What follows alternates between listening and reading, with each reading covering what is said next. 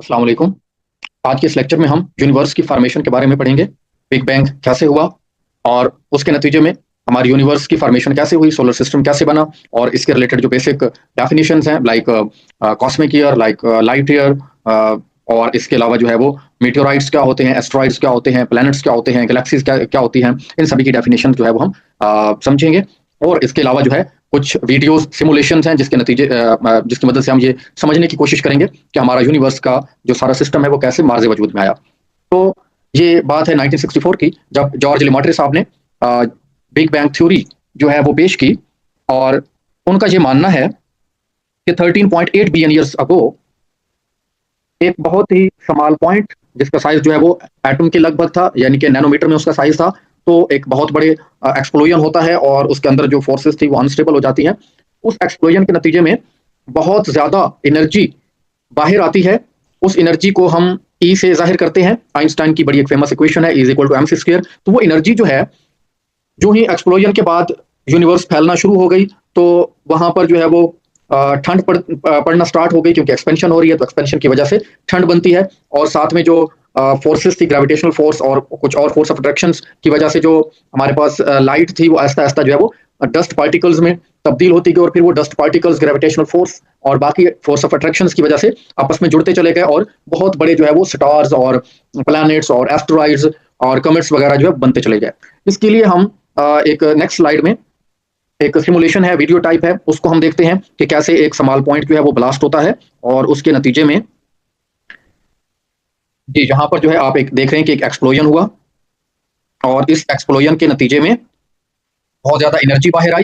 और यही एनर्जी अब आहिस्ता आहिस्ता क्या हो रही है, डस्ट पार्टिकल्स और मैटर्स में कन्वर्ट होना स्टार्ट होती है।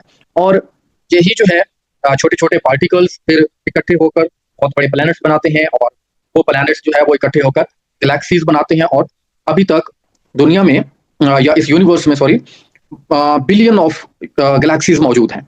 और उन बिलियन ऑफ गैलेक्सीज में मैं नेक्स्ट स्लाइड में आपको दिखाऊंगा कि हमारे पास एक उन बिलियन ऑफ गैलेक्सीज में हमारे पास एक गैलेक्सी मिल्की वे गैलेक्सी है जिसमें हम रह रहे हैं। अब ये जो गैलेक्सी है, इस गैलेक्सी के अंदर, इस एक गैलेक्सी के अंदर, हालांकि बिलियन ऑफ गैलेक्सीज मौजूद हैं यूनिवर्स में, लेकिन हमारी जो गैलेक्सी है, इसी एक गैलेक्सी में बिलियंस ऑफ स्टार्स मौजूद हैं। हजारों की तादाद, लाखों करोड़ों की तादाद में प्लैनेट्स और एस्ट्रॉइड्स वगैरह मौजूद हैं। मान लेते हैं कि हमारे पास इस गैलेक्सी में, इस मिल्की वे गैलेक्सी में हमारा जो स्टार है, फॉर एग्जांपल सन जो है वो यहाँ पर मौजूद है, ये वाला जो आपको ब्राइट नजर आ रहा है। तो अब इस सन को लेकर हम आगे बढ़ेंगे तो यही सन जो है कोई तकरीबन 13 अरब साल पहले एक्सप्लोजन हुआ। तो कोई तकरीबन 6 से 7 अरब साल बाद जाके यही सन जो है मजीद छोटे टुकड़ों में, मजीद छोटे टुकड़ों में जो है ये डिवाइड होता है, जिसके नतीजे में हमारे पास क्या बनती है जी, सोलर सिस्टम बनता है। तो उस सोलर सिस्टम पर अब हम जाते हैं जी।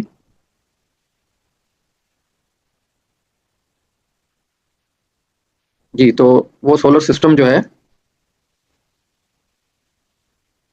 उस सोलर सिस्टम को देखते हैं जी।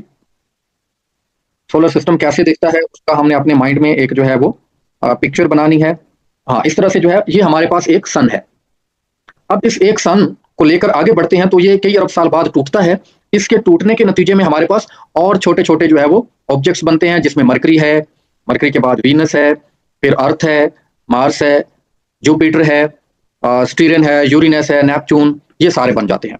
तो और इसके अलावा कुछ और भी ऑब्जेक्ट्स हैं जो कि इनके शेल्स को फॉलो नहीं कर रहे, इस वजह से हम उनको डॉर्फ प्लैनेट्स बोलते हैं, जिसमें प्लूटो वगैरह पाए जाते हैं। और इसके अलावा एस्टेरॉइड्स भी हैं जो कि इन मदारों को फॉलो नहीं कर रहे होते, तो वो भी इस सिस्टम में शामिल होते हैं।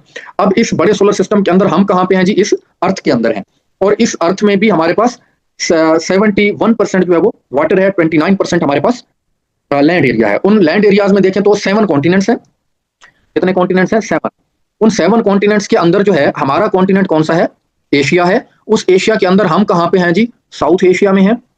और इस साउथ एशिया के अंदर हम कौन से मुल्क में हैं? पाकिस्तान में है। और पाकिस्तान में हम कहाँ पर हैं जी? पंजाब में है। और पंजाब के 36 डिस्ट्रिक्ट हैं, तो उनमें से 36 डिस्ट्रिक्ट में से हम किसी एक डिस्ट्रिक्ट के अंदर रहते हैं। और उस एक डिस्ट्रिक्ट के अंदर, फॉर एग्जांपल हम बद्र को, जमिया वाली को ले लें, 4 तहसीलें हैं। उन 4 तहसीलों में से हम किसी एक तहसील में हैं और उस एक तहसील के अंदर फिर काफी सारी यूनियंस हैं। और उन यूनियंस में से हम किसी एक यूनियन में रहते हैं और फिर उस यूनियन के अंदर बहुत से देहात होते हैं। उन देहातों में हम किसी एक देहात के अंदर आते हैं और हमारी लोकेशन उस देहात के अंदर भी किसी एक मोहल्ले में होती है और उस मोहल्ले में बहुत सी गलियां हैं, तो किसी एक गली में हमारा एक घर है और उस घर में कुछ अफराद होते हैं जिनमें से हम एक हैं। तो हमारा वजूद अगर यूनिवर्स को कंपेयर करें तो हमारा वजूद कितना है, हम बहुत ही टिनी पार्टिकल हैं इस यूनिवर्स में और इसलिए हमें आजिज़ी के साथ रहना चाहिए और अपने मामलात को आगे बढ़ाना चाहिए। बहरहाल ये सारे का सारा हमारे पास क्या है जी, मैं अगेन रिपीट करता हूँ कि हमारे पास एक नजर ना आने वाला पॉइंट था जो कि एक्सप्लोड होता है, उसमें एनर्जी निकलती है, energy Aahista Aahista dust particles में चेंज हो जाती है। उन डस्ट पार्टिकल्स को हम क्या बोलते हैं, निबोला बोलते हैं। वो निबोला जो है force of attraction gravitational forces की वजह से आपस में पार्टिकल्स जुड़ना शुरू हो जाते हैं और वो पार्टिकल्स जो है आहिस्ता आहिस्ता क्या बनाते हैं जी, वो पार्टिकल जो है वो बड़े बड़े ऑब्जेक्ट्स बनाते हैं। अच्छा, तो उन ऑब्जेक्ट्स में जो है फिर हमारे सन, स्टार्स और एस्ट्रॉइड्स वगैरह बनते हैं। उनके अलावा जो है ये देखें जी, ये हमारे पास निबोला है। अब ये निबोला जो है डस्ट पार्टिकल्स हैं, तो ये इकट्ठे होकर ऑब्जेक्ट बनाते हैं और ये ऑब्जेक्ट जो है फिर सन, स्टार्स की सूरत में हमारे पास होते हैं। तो इस तरह से फॉर्मेशन होती है। चलें जी, तो ये हमारे पास कुछ डेफिनेशंस हो गई जिसमें हमने क्या पढ़ा है आज कि बिग बैंग हुआ, किसने पेश किया, जॉर्ज लेमार्टे ने पेश किया। और इसके अलावा जो है सोलर सिस्टम बना और ये जो है सोलर सिस्टम कोई 4 बिलियन ईयर अगो जो है मार्ज़ वजूद में आया। इसमें हमने देखा कि कितने प्लैनेट्स हैं, 8 प्लैनेट्स हैं, 8 प्लैनेट्स हैं। और डॉर्फ कितने हैं जी, जो कि बर्फ के गोले हैं, ये 5 हैं। अब नेक्स्ट हमने ये देखा है कि निबोला क्या होता है। निबोला जो है हमारे पास ये क्लाउड्स होते हैं, किस चीज के, डस्ट के, डस्ट क्लाउड होते हैं जी। तो ये हमारे पास निबोला होता है। तो कब बनी जी यूनिवर्स, 13.8 बिलियन ईयर अगो। तो आज का ये हमारा लेक्चर था जी, और इसमें हम कुछ और डेफिनेशंस भी देख लेते हैं क्विकली जी। हमारे पास ये एक सोलर सिस्टम में इनको हम इनर प्लैनेट्स का नाम देते हैं। कौन से इनर प्लैनेट्स हैं जी, मरकरी, वीनस, अर्थ और मार्स। ये हमारे पास क्या हैं जी, इनर प्लैनेट्स हैं, इनर प्लैनेट्स। और ये हमारे पास मार्स के आगे जुपिटर, स्टेरन या यूरेनस, नेपच्यून, प्लूटो, ये हमारे पास कौन से हैं जी, आउटर प्लैनेट्स। इन आउटर प्लैनेट्स में ये वाले जो दो हैं ये गैसेस पर मुश्तमिल हैं। हमारे पास जुपिटर और सैचुरन जो है ये हमारे पास क्या है जी, गैसेस के प्लैनेट्स हैं। और इसके अलावा ये जो आखिरी हैं नेपच्यून है और यूरेनस, ये हमारे पास आईसी हैं जी, बर्फ है इनके ऊपर, ये बहुत ठंडे हैं। इसके अलावा हमारे पास मार्स और जुपिटर के बिटवीन हमारे पास एस्टेरॉइड्स का एक बेल्ट है, छोटे छोटे पत्थरों के टुकड़े हैं जिन्हें हम एस्टेरॉइड्स कहते हैं। ये रॉक्स के हो सकते हैं, इसमें रॉक्स के अलावा जो है और मेटालिक भी हो सकते हैं। अब बात यह है कि एस्टेरॉइड्स और कमेट्स क्या होते हैं, ये हमारे पास आईसी होते हैं।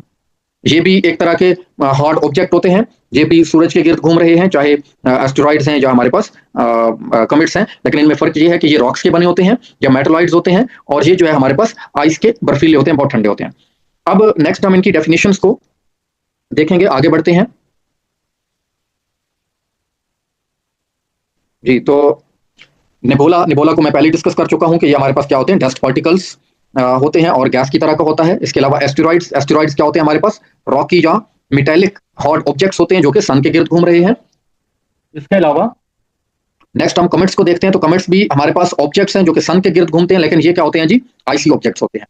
इसके अलावा एस्टेरॉइड्स को हम मीटियोराइट्स भी कहते हैं, और इनका साइज जो है वो डस्ट पार्टिकल से लेकर एक बड़ा ऑब्जेक्ट एस्टेरॉइड के जितना हो सकता है, ये रॉक्स पर मुश्तमिल होता है। और इन्हीं एस्टेरॉइड्स को हम मीटियोर कहते हैं कब, जब वो अर्थ के एटमॉस्फेयर में इन हो जाते हैं, और अर्थ में एटमॉस्फेयर में इन होने के बाद जब उनको आगे से रेजिस्टेंस मिलती है, तो उस रेजिस्टेंस की वजह से जो है वो आग पकड़ते हैं, बर्न होते हैं, और हम रात को इनको देखते भी हैं, ये मूव कर रहे होते हैं और अच्छी खासी जो है वो रोशनी जनरेट होती है, बाजे नजर आते हैं, तो इन्हें हम मीटियोर कहते हैं, मीटियोर।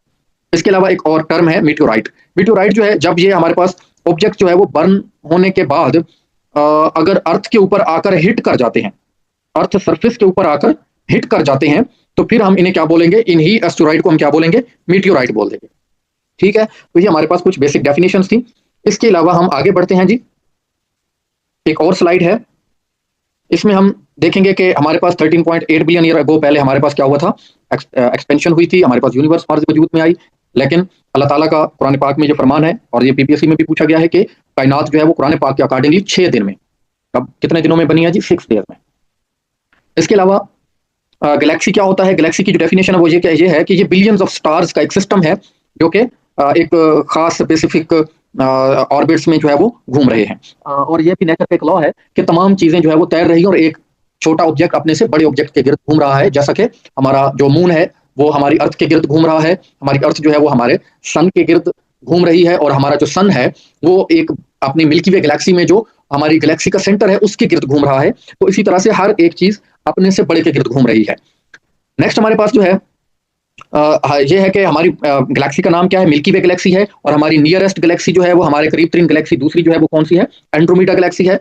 और हमारी अर्थ के करीब जो स्टार है वो सन है, लेकिन इसके अलावा जो दूसरा करीबी स्टार है वो प्रोक्सिमा सेंचुरी है। यहाँ तक जो है ये हमारी लेक्चर एंड हो रहा है जी। तो नेक्स्ट लेक्चर में हम अर्थ के बारे में जो फैक्ट्स एंड फिगर्स हैं उसको देखेंगे।